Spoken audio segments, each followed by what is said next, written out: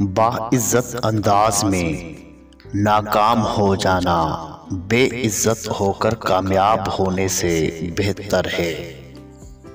वो नौजवान जल्दी कामयाब हो जाता है जिसने एक मखसूस मकसद के तहत तालीम मुकम्मल की हो और एक खास शोबे का माहिर हो।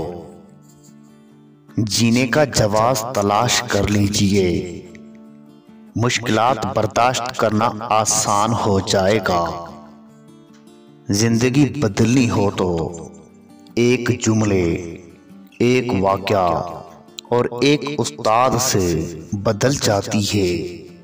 ना बदलनी हो तो 1000 किताबें, कई दानश्वर और वाक़यात मिलकर भी आपका बाल बीगा नहीं कर सकते। गलती उसी से होती है जो मेहनत करता है। निकमों की जिंदगी तो दूसरों की गलतियां निकालने में गुजर जाती है। याद रखिए, चीजें इतनी बुरी नहीं होती जितना हम उन्हें बुरा समझते हैं। कांटे और फूल एक ही पौधे पर लगते हैं।